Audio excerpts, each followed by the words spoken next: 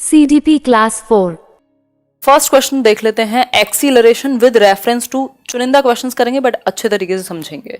अगर मैं बात करूं एक्सीलरेशन की, acceleration with reference to gifted children means, मतलब कि जो प्रतिभाशाली बच्चों के संदर्भ में त्वरण कह लीजिए या एक्सीलरेट करना, मतलब स्पीड को बढ़ा देना, ये कह सकते हैं एक्सीलरेशन को। एक्सीलरेटर होता है आपकी बाइक और कार में, उसी तरीके से एक्सीलरेशन का एक प्रोसेस है गिफ्टेड बच्चों के लिए। इसका मतलब क्या है?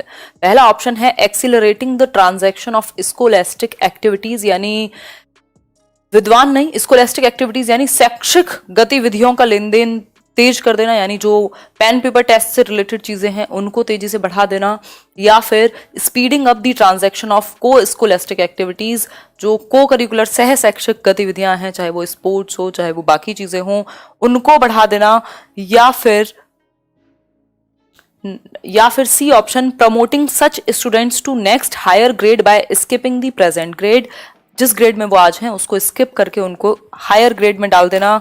या फिर अगर मैं बात करूं D option, accelerating the process of assessment, यानी कि आकलन की प्रक्रिया को तेज कर देना। ठीक है बात, तो फटाफट से समझते जाइएगा फिर हम लोग आगे बढ़ेंगे। आप लोग आंसर दे रहे हैं बी, नहीं नहीं नहीं, बहुत गलतियां हैं, फटाफट से आंसर दीजिए। आंसर होगा सी ऑप्शन। आंसर कौन सा सही है? सी ऑप्शन सही है। उसका रीजन क्या है? एक्सीलरेशन आपने शायद सुना होगा कि भाई जो बच्चे बहुत ज्यादा प्रतिभावान होते हैं, प्रतिभाशाली होते हैं, वो जल्दी से सीख लेते हैं चीजों को, एक्सेप्शनल होते हैं किसी भी एक फील्ड में, मेमोरी उनकी अच्छी होती है, यानी स्मृति, उनमें क्यूरियोसिटी ज्यादा है, जल्दी से समझ लेते हैं चीजों को।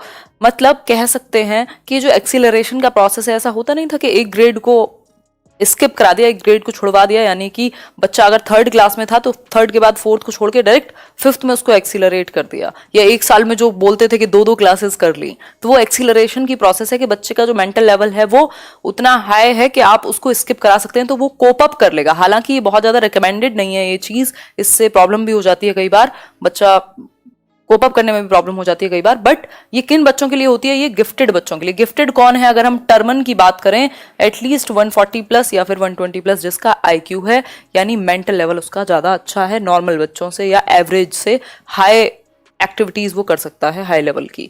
तो promoting such students to next higher grade by skipping the present grade, तो सी ऑप्शन इसका सिंपल हुआ। क्वेश्चन नंबर 2 है, which of the following is the most appropriate activity for gifted students, यानी प्रतिभावान बच्चों के लिए कौन सी एक एक्टिविटी अच्छी होती है। गिफ्टेड स्टूडेंट से एक क्वेश्चन बहुत बार पूछेगा, कभी पूछेगा कि गिफ्टेड बच्चे की कौन सी क्वालिटी नहीं है, तो लड़ना झगड़ना कभी भी गिफ्टेडनेस या हाई मेंटल एबिलिटी की क्वालिटी नहीं होती, ये इमोशनल इंस्टेबिलिटी की क्वालिटी है या एक फीचर है। ठीक, अगर हम बात करें गिफ्टेड स्टूडेंट्स की, इस पर बहुत क्वेश्चन पूछा जाता है कि आप उनको कैसे एंगेज रखेंगे क्लासेस में, कैसे क्वेश्चंस पर आप उनको फोकस कराएंगे, बताइए एक बार फटाफट से बताइए। देखिए, right and original play, obviously D जो है वो सही है, बी देने वाले लोगों का आंसर गलत हो चुका है। ऐसा नहीं हो सकता teach their class on teachers day, मतलब उनको कहोगे भैया तुम टीचर्स डे पे हमारी क्लास पढ़ा लो, ये कोई एक्टिविटी नहीं होती, ये तो हम आउट ऑफ एक रिस्पेक्ट या जो भी कह लो वो एक एक्टिविटी जैसा करा लेते हैं। हमेशा गिफ्टेड बच्चों के लिए जिनका मेंटल लेवल हाई है, वो हॉट्स वाले क्वेश्चन नहीं होते थे, हाई ऑर्डर थिंकिंग स्किल्स, जिसमें ज्यादा सोचना पड़े, जो कंपैरेटिवली थोड़े से मुश्किल होते हैं, या जिनमें ओरिजिनल कुछ अपना थॉट लगाना पड़े।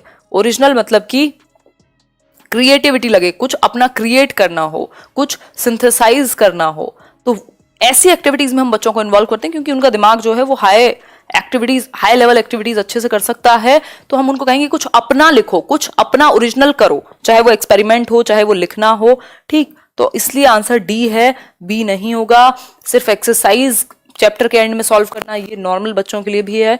और एक और चीज है कि यदि आप गिफ्टेड बच्चे को नॉर्मल तरीके से आप बहुत स्लो पढ़ाओगे तो वो बोर हो जाएगा क्लास में, तो आपको उसके लेवल के क्वेश्चंस या उसके लेवल की एक्टिविटीज भी इन्वॉल्व करनी है, और जो धीरे सीखता है उसके लेवल को भी आपको इन्वॉल्व करना है, जो एवरेज है उसके लेवल को भी आपको इन्वॉल्व करना है, मतलब आपको इंक्लूसिवली लेकर के चलना है क्लासरूम को। क्वेश्चन नंबर 3 है, which one of the following could be an end stage of a child possessing bodily kinesthetic intelligence, यानी हार्वर्ड गार्डनर की जो आपकी थियोरी है बहुबुद्धि का सिद्धांत, मल्टीपल इंटेलिजेंस। अगर मैं बात करूं यहां तो कौन सी एक स्टेज एंड स्टेज या हाईएस्ट स्टेज हो सकती है किस चीज को लेकर? बॉडीली काइंस्थेटिक इंटेलिजेंस को लेकर। बॉडीली काइंस्थेटिक इंटेलिजेंस किसको कहेंगे? जो व्यक्ति शारीरिक और गत्यात्मक मोटर एक्टिविटीज में बहुत अच्छा हो, उसके लिए हाईएस्ट लेवल कौन सा हो सकता है? ओरेटर यानी वक्ता, पॉलिटिकल लीडर, सर्जन या पोएट? आंसर क्या होगा? सर्जन। सर्जन होगा किस चीज का आंसर? बॉडीली काइंस्थेटिक, मतलब जिसकी बॉडी पर और ये जितनी भी मोटर एक्टिविटीज हैं उन पर पकड़ है। आप देखते हैं सर्जन, कबीर सिंह याद कर लीजिए, मूवीज सब देखते हैं, है ना? तो वो क्या है, उसमें सर्जन दिखाया है उसको, तो वो खैर वो खतरनाक सर्जन है, बट सर्जन क्या होगा? ऑपरेशंस करना बिल्कुल बारीक से, अगर इधर से उधर हो गया तो आपकी जान जा सकती है। दैट मीन्स बॉडीली जो मूवमेंट्स हैं उन पर इतना कंट्रोल है कि उनको बहुत अच्छे से डील किया जा सकता है।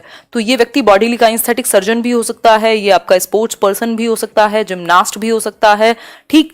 तो इन चार ऑप्शंस में से सर्जन ही होगा, क्योंकि पोइट में लिंग्विस्टिक एबिलिटी पाई जाएगी लैंग्वेज की, ओरेटर में भी जो वक्ता होते हैं, जो बोलने वाले व्यक्ति हैं, वर्बल लिंग्विस्टिक पाई जाएगी, पॉलिटिकल लीडर में भी, बट सर्जन जो है उनमें बॉडीली काइंस्थेटिक की जरूरत पड़ेगी। यही पायलट होता तो हम स्पेशल की बात कर लेते। Classrooms after the implementation of RTE act 2009, जो राइट टू एजुकेशन एक्ट है, एक क्वेश्चन हर बार आता ही है, पक्का है बिल्कुल। आरटीई एक्ट 2009 की अगर हम बात करें तो क्या फर्क पड़ेगा? आरटीई एक्ट 2009 के अनुसार कौन सी एक बात सही होगी? जो क्लासरूम्स हैं, जो कक्षाएं हैं आपकी, वो ज्यादा एज वाइज होमोजीनियस बन जाएंगी। होमोजीनियस का मतलब होता है एक जैसा, जहां कॉमन हो कुछ। हेट्रोजीनियस होता है जहां कॉमन ना हो, विषम हो एक तरीके से। ये एज वाइज ज्यादा होमोजेनियस बनेंगी, एज वाइज मोर हेट्रोजीनियस यानी डिफरेंशिएशन होगा एज में, या फिर unaffected as RTE does not affect the average age, या फिर जेंडर बायस बनेंगी। जेंडर बायस की तो दूर दूर तक भी कोई भी एक्ट नहीं कर सकता देश भर में। अगर मैं बात करूं तो ए इसका सही आंसर होगा, एज वाइज मोर होमोजीनियस। आरटीई बात करता है 6 से 14 वर्ष के बच्चों को आप एलिमेंट्री एजुकेशन यानी कि कक्षा 8 तक आप फ्री एंड कंपलसरी एजुकेशन दीजिए, यानी इस एज ग्रुप में जो भी बच्चा है उसको एज एप्रोप्रिएट क्लास में एडमिशन दिया जाए। यानी कि 6 साल का अगर कोई बच्चा है तो उसको फर्स्ट क्लास में एडमिशन मिले, 14 साल का कोई बच्चा है तो 8th में मिले, और पीछे का जो है उसका सिलेबस वो कवर कराया जाए टीचर्स के स्पेशल एफर्ट्स के द्वारा। तो एज के अकॉर्डिंग क्लास में एडमिशन मिले, ऐसी बात करेगा आरटीई। तो इसलिए ये एज वाइज होमोजीनियस होगा, अर्चना झा, ठीक है बात। The news of a women selling her child to obtain food may be understood best on the basis of, मतलब कि जो न्यूज है, क्या न्यूज है कि एक विमेन है, एक महिला है जो अपने बच्चे को बेच रहे हैं ताकि खाना मिल सके। ये कौन सी थियरी से प्रभावित है? साइको एनालिटिकल थियरी से, theory of hierarchical needs, psycho social theory, या थियरी ऑफ रीइंफोर्स्ड कॉन्टिंजेंसीज? आंसर कीजिए फटाफट से, फिर आगे बढ़ेंगे। कुछ ऐसे भी टॉपिक्स आएंगे जो आपको डायरेक्टली सिलेबस में नहीं मिलेंगे, बट एक दो क्वेश्चन वहां से भी आ जाते हैं, तो ये क्वेश्चंस की प्रैक्टिस के थ्रू ही हम डील कर सकते हैं इनको। एग्जैक्टली आंसर क्या है आपका? 100% बी। जिन्होंने भी आंसर दिया है सही है ना, और 100 भी लिखा है उनका भी सही है, ठीक। यानी कि थियरी ऑफ हायरार्किकल नीड्स यानी आवश्यकताओं का अनुक्रम अब्राहम मैस्लो ने दिया, और इसमें उन्होंने 5 लेवल बताए कि जैसे जैसे आपकी आवश्यकताएं पूरी होती जाती हैं आपकी जो मोटिवेशन है वो डाउन होती जाएगी, और एक लेवल है, मतलब उस लेवल से आप ऊपर उठते जाएंगे, नेक्स्ट लेवल पे जाएंगे, नेक्स्ट लेवल पे जाएंगे, नेक्स्ट लेवल पे जाएंगे। अभी ये जो महिला है इनकी फिजियोलॉजिकल नीड्स यानी शारीरिक आवश्यकताएं, जो पहला लेवल है, जो पहला चरण है कि हमें एटलीस्ट सर्वाइवल तो हो जाए, हमारा भूखे तो ना मरे हम, जो वो रोटी कपड़ा मकान वाली नीड्स हैं वो भी पूरी नहीं हो रही हैं। तो इसका मतलब फिर तो लव एंड बिलोंगिंगनेस की जो नीड है, मेरा बच्चा और मेरा पति और मेरा परिवार, वो तो बाद में आएंगे ना, पहले अगर खाना नहीं मिलेगा तो वो वाली सिचुएशन है। ये फिजियोलॉजिकल नीड्स पूरी नहीं हो रही हैं, सिंपल कह सकते हैं इस बात पे। Assessment dash learning influences learning bye assessment dash learning influences learning by reinforcing the dash between assessment and instruction। बताइए एक बार कौन सा असेसमेंट है जो इन्फ्लुएंस करेगा लर्निंग को, रीइंफोर्स करके असेसमेंट और इंस्ट्रक्शन के बीच में रीइंफोर्समेंट का काम करेगा एक तरीके से। तो assessment for learning connects between assessment and instruction. ये आप पढ़िए और खुद जवाब दीजिए, थोड़ा सा ध्यान से आंसर कीजिए। एग्जैक्टली आंसर क्या है इसका? आंसर होगा B option, assessment for learning by reinforcing the, B नहीं होगा, ए होगा। Assessment for learning influences learning by reinforcing the connections between assessment and instruction. देखो फॉर लर्निंग में क्या होता है, ये during the teaching learning process होता है, ऑनगोइंग है ये, और एफए का पार्ट है, फॉर्मेटिव असेसमेंट का, रचनात्मक आकलन का, जिसमें टीचर को और बच्चों को फीडबैक भी मिलता है, साथ में आगे कैसे लर्निंग को बेहतर किया जा सकता है, जो गैप्स हैं उनको कैसे इंप्रूव करें, बच्चों को कितना आता है ये जान पाते हैं आप। मतलब लर्निंग चल रही है और आप उसके लिए ही असेस कर रहे हैं बच्चे को कि आगे और कैसे बेहतर किया जाए। ऑफ लर्निंग क्या है, ये एसे का पार्ट है, सबमेटिव असेसमेंट का, ये जजमेंट का काम करेगा, ये फीडबैक का काम करेगा। ठीक है बात। ऑफ लर्निंग एसे का पार्ट है जिसमें ये देखा जाएगा कि ऑब्जेक्टिव्स कितनी हद तक अचीव हुए, तो ये एंड में होगा, किसी भी यूनिट के एंड में होगा ऑफ। और एक होता है एज लर्निंग। एज लर्निंग है जब बच्चा स्वयं को सेल्फ असेस करे या उसके पीयर ग्रुप जो उसके सहपाठी हैं वो असेस करें एक दूसरे को। ठीक है। आफ्टर इंस्ट्रक्शन ऑफ होगा, बिफोर इंस्ट्रक्शन या ड्यूरिंग इंस्ट्रक्शन फॉर होगा। ठीक है बात। तो ये सिंपल सी बात है। क्वेश्चन नंबर 7 देखिए एक बार थोड़ा ध्यान से। इन साइंस प्रैक्टिकल, लीजिए मैं थोड़ा सा और जूम कर देती हूं। In science practical, boys generally take control of apparatus and ask girls to record data or wash utensils. मतलब कि अगर हम बात करें साइंस के प्रैक्टिकल में, बॉयज क्या है, यानी जो लड़के हैं वो सामान्य तौर पर कंट्रोल ले लेते हैं। अपार्टस होते हैं ना, अपरेटस, जो पूरा जिसके थ्रू वो सारे एक्सपेरिमेंट्स रन हो रहे हैं वहां, तो उनका जो कंट्रोल है, जो भी मेन वहां इंस्ट्रूमेंट्स हैं उनका कंट्रोल ले लिया लड़कों ने अपने हाथ में, और लड़कियों को कहा कि तुम बस डेटा रिकॉर्ड करो कि इसमें इतना हुआ, ऐसे हुआ, वैसे हुआ, और जो यूटेंसिल्स हैं, जो वहां बर्तन हैं या जो भी बीकर्स वगैरह हैं उनको साफ करो, ठीक, धुलो उनको। ये जो टेंडेंसी है ये क्या दर्शाती है? पहला ऑप्शन है गर्ल्स बीइंग डेलिकेट प्रेफर सच लेस एनर्जी कंज्यूमिंग टास्क, लड़कियां नाजुक होती हैं और उनको ऐसे ही काम दिए जाने चाहिए। या फिर girls are excellent observers and record data, यानी कि जो लड़कियां हैं वो अच्छी ऑब्जर्वर हैं और वो डेटा को रिकॉर्ड कर सकती हैं, तो लड़कों को क्या समस्या आई ये करने में। फिर है stereotyping of masculine and feminine roles takes place in schools also, यानी पुरुष और स्त्री की जो भूमिकाएं हैं उनकी रूढ़िबद्धता स्कूलों में भी पाई जाती है। या फिर D option, boys can handle equipments more efficiently as they are naturally endowed for doing such things, भाई जो इंस्ट्रूमेंट्स हैं उनको ज्यादा अच्छे से संभाल सकते हैं लड़के। बताइए एक बार।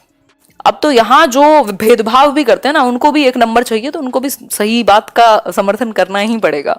आंसर कीजिए फटाफट से, ऐसे लाइक एंड शेयर करते रहिएगा, एनर्जी को थोड़ा सा बढ़ाते हैं, आज एनर्जी डाउन है। फटाफट से बताइए एक बार। आंसर होगा C, stereotyping of masculine and feminine roles, जो स्त्री और पुरुष की भूमिकाएं हैं उनकी रूढ़िबद्धता, यानी कि उनको आपने ट्रेडिशनल रोल्स में डाल दिया कि लड़कियां तो बर्तन धोने में अच्छा काम करेंगी, जो इंस्ट्रूमेंट्स हैं उनको तो लड़के संभालेंगे। तो ये क्या है? स्टीरियोटाइपिंग है, जेंडर बायसनेस है, डिस्क्रिमिनेशन है, ये भेदभाव है। ठीक है, क्योंकि यहाँ स्पेशली दिखाया गया है कि जनरली सामान्य तौर पर लड़के ऐसा ही करते हैं, दैट मीन्स ये रूल बना लिया उन्होंने, तो मतलब जेंडर बायसनेस है। The word compulsory in the right to free and compulsory education 2009 means, भाई राइट टू एजुकेशन जो है आरटी एक्ट 2009, उसमें दो वर्ड्स हैं, free and compulsory education till the age या between the age group of 6 and 14 years. तो इसमें free and compulsory के अंदर कंपल्सरी का क्या मतलब है ये पूछा है, यानी अनिवार्य का क्या मतलब है? फ्री तो हम सब जानते हैं निःशुल्क, यानी कि बिना पैसे लिए आपको शिक्षा देनी है, लेकिन कंपल्सरी का यानी अनिवार्य का मतलब क्या है? Parents are compulsorily forced to send their children to school to avoid punitive action, या फिर compulsory education will be imparted through continuous testing, central government will ensure admission attendance and completion of elementary education, या फिर appropriate governments will ensure admission attendance and completion of elementary education. ध्यान से answer कीजिएगा, इसमें गलतियां हो सकती हैं। देखो आंसर क्या होगा, जो लोग सी आंसर कर रहे हैं वो कर रहे हैं गलतियां बहुत ही भयंकर तरीके से, क्योंकि उन्होंने डी ऑप्शन को पढ़ा नहीं। देखो सेंट्रल गवर्नमेंट की जिम्मेदारी नहीं है सारी जो एजुकेशन की है, एजुकेशन आपकी आर्टिकल 42 है, मैं खुद भूल गई हूँ, मिनी कॉन्स्टिट्यूशन बोलते हैं ना उसको, अमेंडमेंट एक्ट जो था 1976 का, ठीक, तो उसमें कॉन्करेंट लिस्ट में यानी समवर्ती सूची में आती है एजुकेशन। तो सिर्फ सेंट्रल का हक नहीं है, ना सिर्फ स्टेट का है, दोनों की जिम्मेदारी है एजुकेशन।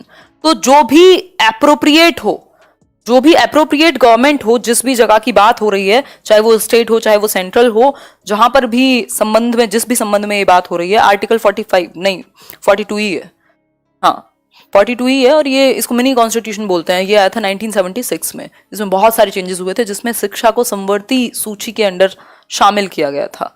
ठीक है, ठीक, तो सिर्फ स्टेट या सिर्फ सेंटर नहीं लेगा, दोनों का अधिकार है इस पर रूल्स बनाने के लिए। तो appropriate governments will ensure admission, attendance and completion of elementary education. Compulsory का मतलब है कंपलसरी, बिल्कुल करना है आपको, कोई इसमें वो नहीं है। अगर पेरेंट्स भी रोकते हैं बच्चे को जाने से स्कूल, तो वो भी क्राइम कर रहे हैं। मतलब ये गवर्नमेंट की जिम्मेदारी है कि वो एडमिशन को एंश्योर करे कि बच्चा, जिस बच्चे को बता दिया यार वो बच्चा है, वो उसको स्कूल में एडमिट नहीं कराया गया है, एडमिशन नहीं दिया गया है, तो आप जाएंगे घर से लेकर के आएंगे उसको। ठीक, दूसरा अटेंडेंस भी हो, मतलब वो आए भी रेगुलर बेसिस पर, और एलिमेंट्री एजुकेशन यानी 6 से 14 वर्ष की जो 8वीं तक की कक्षा है वो पूरी हो, इसलिए कंपलसरी इसको कहेंगे। ठीक है बात, तो ये एक बेसिक सी बात हुई, डी ऑप्शन। आगे बढ़ेंगे क्वेश्चन नंबर 9 पर। विच of the following principles is not involve in lesson planning. Lesson planning हम करते हैं, पाठ योजना बनाते हैं। आपने अपने बीएड में, अपने डीएलएड में, अपनी बीटीसी में, अपने डाइट में, अपनी ईटी में, अपने किसी ना किसी टीचिंग कोर्स में, चाहे आपने टेढ़े मेढ़े तरीके से किया हो, चाहे आपने डायरेक्ट रेगुलर किया हो, लेसन प्लानिंग की होगी। वो फाइल्स बना करती थी, मैंने तो ऐसे पूरी मूवीज देख डाली थी उस टाइम पे। सेकंड ईयर में तो स्पेशली, फर्स्ट ईयर में तो थोड़े सीरियस होते हैं ना, हम नए नए जाते हैं। तो बताओ एक बार कौन सा एक प्रिंसिपल जो है वो नहीं है हिस्सा किसका, लेसन प्लानिंग का। आंसर होगा रिजिडिटी। कभी भी हम रिजिड नहीं होते, है ना, एकदम डेड श्योर नहीं होते चीजों को, लोग ये कठोर नहीं होते, फ्लेक्सिबिलिटी होती है हमेशा, है ना। क्योंकि बच्चे हैं, कोई ऐसा तो है नहीं कि वो रोबोट्स हैं कि आपने जो लिख लिया उसमें कि ये क्वेश्चन पूछा जाएगा तो ये आंसर आएगा एक्सपेक्टेड, तो उसमें फ्लेक्सिबिलिटी होनी चाहिए। ठीक, क्लैरिटी हो ऑब्जेक्टिव्स की कि इस चैप्टर से क्या सीखेंगे। ठीक, नॉलेज ऑफ टीचिंग, भाई आप कैसे सिखाएंगे, किस मेथड का इस्तेमाल करेंगे, और बच्चों की, प्यूपिल्स की जो नॉलेज है, भाई किस एज के बच्चे हैं, कौन से एग्जाम्पल्स उनको सूट करेंगे, इस तरीके की चीजें। Lab schools, lab schools advocated bye John dewy वर एग्जाम्पल्स। जॉन डुई ने लैब स्कूल्स को क्या किया, एडवोकेट किया, और ये कैसे स्कूल थे, कौन से स्कूल्स के एग्जाम्पल थे, factory schools, progressive schools, public schools या कॉमन स्कूल्स। फटाफट से आंसर कीजिए। प्रोग्रेसिव स्कूल्स, प्रगतिशील शिक्षा, जो ये बात करें कि जो एजुकेशन है वो डेमोक्रेटाइजेशन हो, सबको बोलने की आज़ादी हो, एक सोशल एक्टिविटी हो, ग्रुप्स में बच्चे सीखें, समाज के लिए सीखें, ऐसी एजुकेशन हो जो रियल लाइफ में इम्प्लीमेंट जिसको किया जा सके, जो एजुकेशन फॉर लाइफ हो। चाइल्ड सेंटर्ड एजुकेशन को भी इन्होंने उसकी वकालत की कि बच्चे को सेंटर में रख करके बनाइए जो एजुकेशन है, हैंड्स ऑन एक्सपीरियंस हो, एक्टिविटी की जाए, ज़्यादा से ज़्यादा एक्सपेरिमेंट किया जाए, इन सब चीज़ों के लिए। तो इनको लेबोरेटरी स्कूल्स या लैब स्कूल्स कहा गया, जिनको 20th सेंचुरी में खोला गया शिकागो में। जॉन डुई जो लर्निंग बाय डूइंग को क्या करते हैं, प्रमोट करते हैं, और इनकी वाइफ ने, दोनों ने मिलकर के ये लैब स्कूल्स खोले।